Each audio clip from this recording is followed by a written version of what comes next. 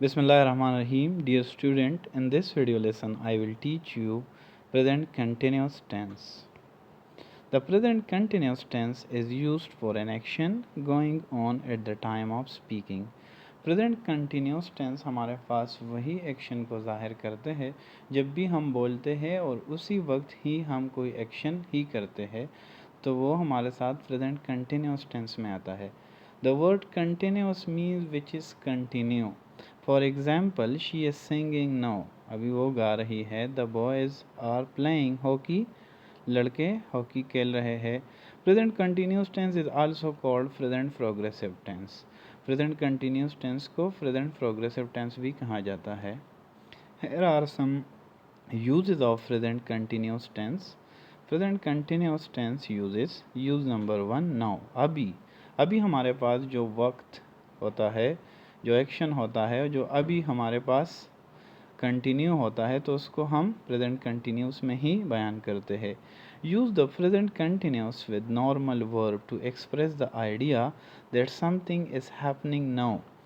हमारे पास present continuous जो है वो एक नॉर्मल वर्ब के साथ लग जाता है, तो हमें ये जाहिर कर देता है कि अभी हमारे पास कोई एक्शन हो रहा है. At the very moment, at this very moment, अभी इसी लम्हे.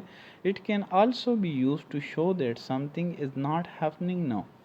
और ये हमें यह भी जाहिर करता है कि हमारे पास कोई एक्शन अभी नहीं हो रहा है.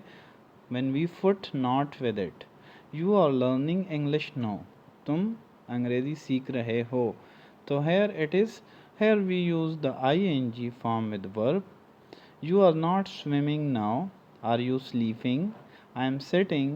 I am not standing. Is he sitting or standing?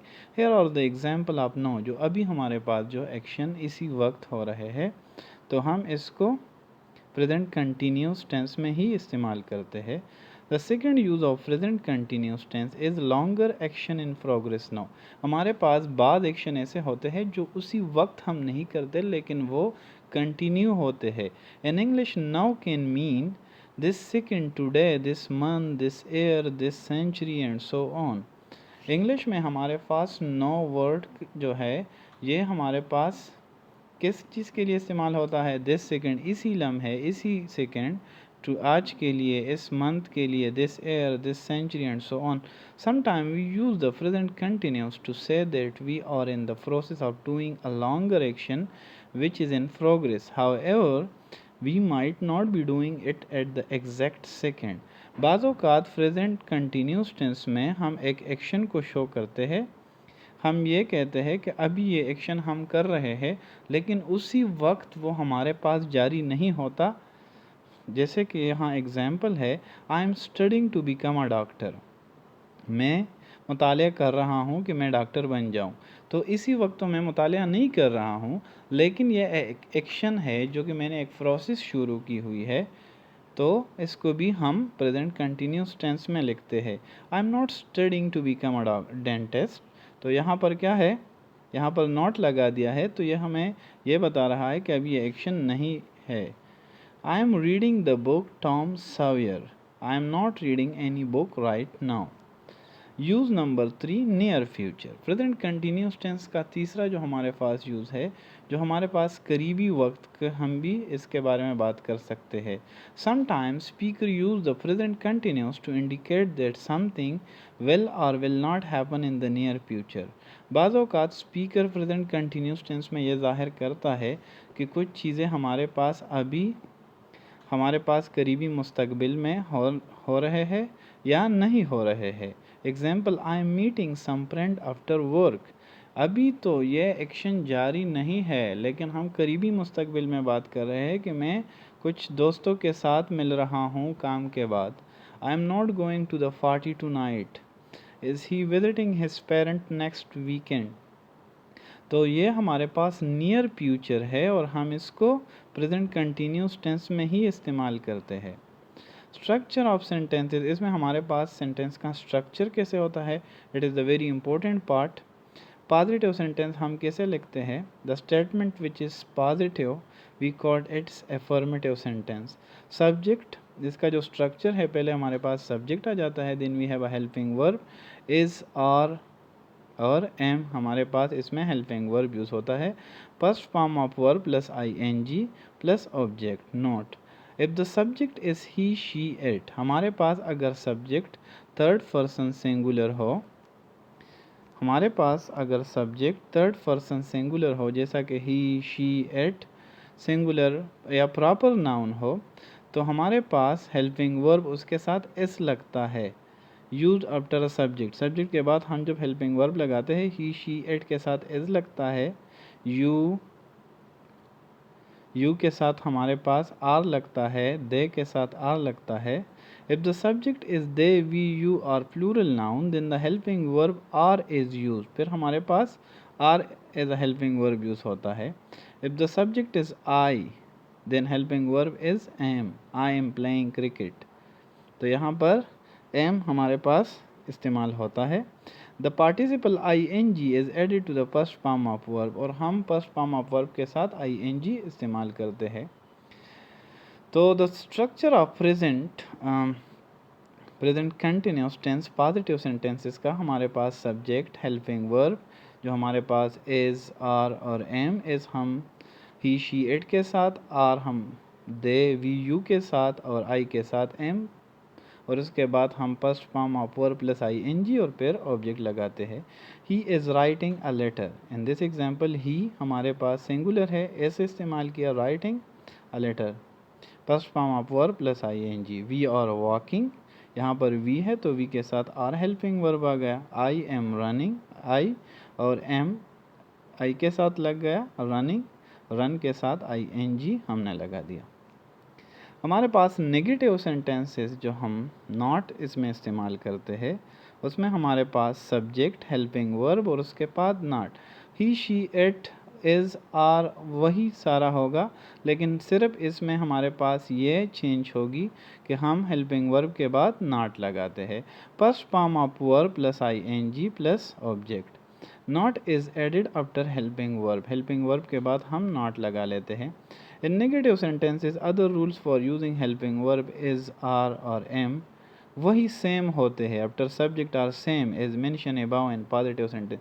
जिस तरह कि हम पॉजिटिव सेंटेंस में तफसीली बात की कि ही शी इट के साथ इज़, दे यू के साथ आर और आई के साथ एम, वही इसमें भी इस्तेमाल होंगे, लेकिन उसके बाद हमारे पास नॉट लगेगा। He is not writing a letter, we are not walking, I am not running. Then हमारे पास इंट्रोगेटिव सेंटेंस है, हेल्पिंग वर्ब इज़ आर और एम वही हेल्पिंग वर्ब लगेंगे, लेकिन इंट्रोगेटिव सेंटेंस में जैसे कि आपको पता है first we put helping verb then subject then first form of verb plus I N G then object. Note the sentence is started with helping verb is are और am, हमारे पास sentence helping verb से ही start होती है interrogative sentences में।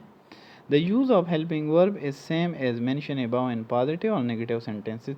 जिस तरह के हमारे पास पॉजिटिव और नेगेटिव सेंटेंस में हेल्पिंग वर्ब का इस्तेमाल था, उसी तरह इसमें भी है। इस ही राइटिंग अ लेटर, यहाँ पर हमने पहला हेल्पिंग वर्ब पुट की, देन सब्जेक्ट आ गया, फिर verb first form plus I N G and then हमारे पास ऑब्जेक्ट आ गया। Are we walking, am I running, where are we walking? Note the word what, where, when, how, etc. will be used before is, are or am in such a kind of interrogative sentences। हमारे पास जब interrogative sentence आ जाते हैं तो हम उसमें what, where, when, how, etc. हम subject से पहले लगाते हैं, जैसे कि इस एग्जाम्पल में है वेयर आर वी वॉकिंग, यहाँ पर हमारे पास वेयर हमने पहला लगा दिया, देन हमारे पास सब्जेक्ट आ गया, हमारे पास हेल्पिंग वर्ब आ गया, देन हमारे पास सब्जेक्ट एंड देन वर्ब। इसके बाद हमारे पास है interrogative negative sentence. Interrogative negative sentence में हमारे पास सिर्फ नॉट का इजाफा हो जाता है, जो कि हम सब्जेक्ट के बाद ही लगाते हैं।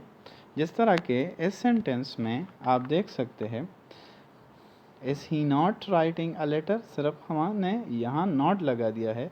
हेल्पिंग वर्ब पहले आ जाएगा, फिर सब्जेक्ट प्लस नॉट, फिर first form of verb plus I N G, फिर object. In present continuous tense, interrogative negative sentences are just like interrogative affirmative sentences with only use of not after subject। ये हमारे पास जैसा कि हम negative sentences बनाते हैं, affirmative और उसका फिर नेगेटिव बनाते हैं, तो इंट्रागेटिव नेगेटिव भी वही काम करता है, लेकिन सिर्फ उसमें नॉट आ जाता है। Is he not writing a letter, are we not walking, am I not running, rules must put question mark in the end of interrogative and interrogative negative sentence. और जिस तरह हमारे पास इंट्रागेटिव या नेगेटिव इंट्रागेटिव सेंटेंसेस आ जाएंगे, तो उसके बाद हम क्वेश्चन मार्क लगाएंगे। So, some verbs on account of their meaning are not usually used in the continuous form. बाज़ वर्ब हमारे पास इस तरह है जिसकी मीनिंग की वजह से वो हमारे पास कंटिन्यूस फॉर्म में इस्तेमाल नहीं होते। There are verbs which are normally not used in the present continuous tense. ये हमारे पास ऐसे वर्ब है जो कि आमतौर पर हम कंटिन्यूस टेंस में इस्तेमाल नहीं करते हैं। The verb in the list below are normally used in the simple form. और ये जो हमारे पास जो नीचे दिए गए वर्ब है, ये हम सिंपल फॉर्म में लिखते हैं, इसका ing फॉर्म हम नहीं बनाते हैं, because they refer to status rather than action और प्रोसेसेस। इसलिए कि हम टेंसेस की बात हम कर रहे थे, तो हमने ये कहा था कि हम टेंसेस में एक्शन और प्रोसेस के बारे में बात करेंगे। यहाँ पर हमारे पास एक्शन नहीं है, यह स्टेटस है actually. Senses, perception, feel, hear, see, smell, taste, emotion या डिज़ायर जब हमारे पास envy, fear, dislike, hate, hope, like, love, mind, we can not say I am minding this, prefer, regret, want, I wanting, wish, opinion, assume, believe, consider, doubt, feel, find, suppose, think.